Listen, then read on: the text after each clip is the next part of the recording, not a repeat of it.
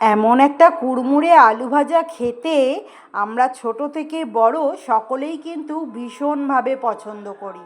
আবার যদি এই আলু ভাজাটা 1 মাস যদি স্টোর করে রাখা যায় তাহলে তো আর কথাই নেই। এই আলু ভাজা পছন্দ করে না এমন কেউ আছো নাকি? তাহলে কমেন্ট করে অবশ্যই জানিও।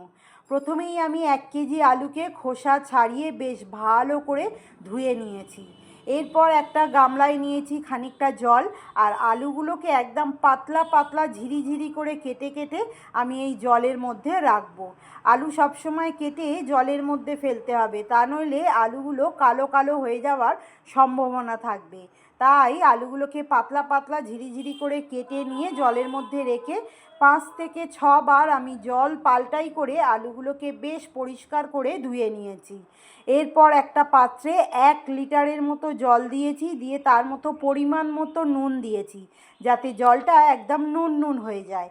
আর ওই জলের মধ্যেই আমি ধুয়ে পরিষ্কার করে রাখা আলুগুলোকে দিয়ে 5 থেকে 7 মিনিটের মধ্যে সেদ্ধ করে নেব।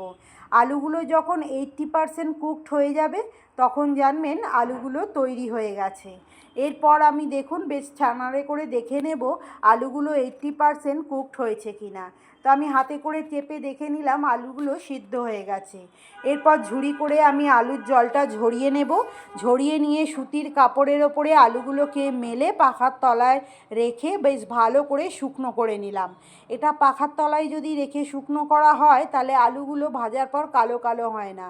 যদি রোদ্দুরে দিয়ে শুকনো করা হয় তাহলে আলুটা একটু কালো হয়ে যাওয়ার সম্ভাবনা থাকে। এরপর আমি কড়ায় ভালো করে সাদা তেল গরম করে নিয়ে লো টু মিডিয়াম ফ্লেমেতে আমি আলুগুলোকে ভেজে নেব। লো টু মিডিয়াম ফ্লেমেতে যদি আলুগুলোকে ভাজি তাহলে ভেতর থেকে ভীষণ কুড়মুড়ে হয়ে যাবে, আর এগুলো 1 থেকে 1.5 মাস এয়ারটাইট বক্সে রাখলে ভীষণ ভালোভাবে মুচমুচেভাবে থেকে যাবে। একটা ব্যাচ ভাজতে আমার 10 মিনিট করে সময় লেগেছে। খুব ধিমে আছে এগুলোকে ভাজলে ভীষণ ভালোভাবে মুচমুচে হয়।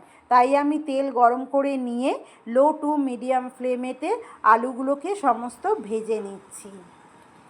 যদি রেসিপি ভালো লাগে তাহলে একটা লাইক আর কমেন্ট করে আমার পাশে থাকার অনুরোধ রইল। আমি এই একইভাবে সমস্ত আলুগুলোকে ছাঁকা তেলে মচমচে করে ভেজে তুলে নিচ্ছি। যদি ইউটিউব থেকে দেখেন তাহলে সাবস্ক্রাইব করে নেবেন, যাতে সর্বপ্রথম আমি আপনার কাছে পৌঁছাতে পারি। যদি ফেসবুক থেকে দেখেন তাহলে ফলো করে নেবেন, যাতে সর্বপ্রথম আমি আপনার ভালোবাসা পেতে পারি। আমি ওরই মধ্যে 1 মুঠো চীনাবাদাম বেশ লালচে করে ভেজে নিচ্ছি। যদি বাদাম পছন্দ না হয় তাহলে স্কিপ করে যেতে পারেন।